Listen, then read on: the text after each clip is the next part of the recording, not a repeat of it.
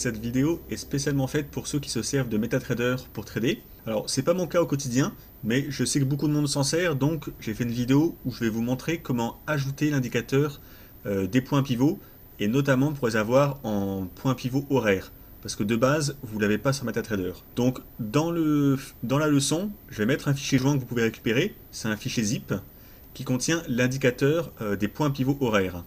Donc vous récupérez le fichier, ça vous fait un fichier pour Mac et un fichier normal si vous êtes sur PC. Et c'est cet indicateur que vous allez devoir installer dans MetaTrader pour avoir les points pivots horaires, entre autres. Donc là, j'ai créé un compte démo sur MetaTrader 4 et je vais vous montrer la marche à suivre. Donc vous êtes sur la plateforme, vous faites Fichier, ouvrir le dossier des données. Ça vous ouvre un répertoire de MetaTrader.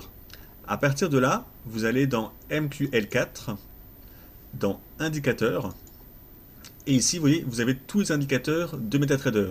C'est ici que vous en mettez quand vous avez des indicateurs personnalisés que vous avez téléchargés ou créés. Et à partir de là, vous reprenez justement le fichier d'avant, le fichier zippé que vous avez récupéré dans la leçon, et vous le dézippez dans le répertoire. Donc vous le faites glisser dedans. Voilà, là je l'ai mis dedans, maintenant il est ici. Et ensuite, il vous suffit de fermer MetaTrader 4 et de le relancer.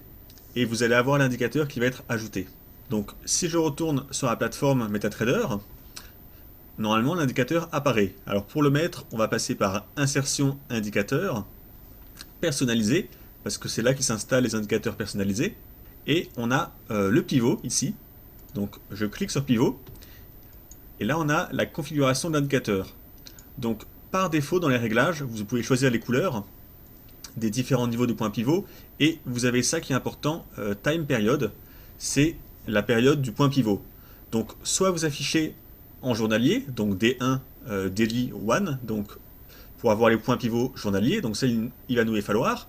Et vous pouvez également rentrer le paramètre que vous voulez. Si je mets H1, et je fais OK, eh ben, je vais avoir les points pivots calculés en format horaire.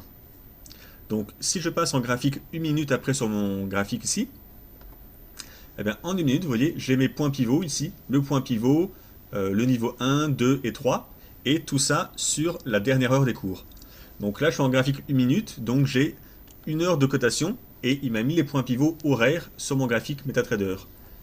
Après, vous pouvez rajouter un nouvel indicateur et le mettre en format journalier, point pivot daily, et comme ça, vous aurez à la fois les points pivots daily sur votre graphe et les points pivots horaires. Et un petit mot pour finir sur ces points pivots. Avec cet indicateur, on a également des points pivots intermédiaires qu'on ne va pas prendre en compte. Nous, on va travailler avec les points pivots, le niveau S1, S2 en dessous, et le niveau R1, R2 au-dessus. Les niveaux MR 1, 2 et MS 1 et 2, c'est des niveaux intermédiaires, mais on ne va pas les exploiter. Donc, sur l'indicateur, dans les couleurs, eh ben, vous pouvez les enlever pour ne pas qu'ils apparaissent sur votre graphique, pour que ça soit un peu plus propre. On va simplement servir des points pivots principaux sans prendre en compte les intermédiaires.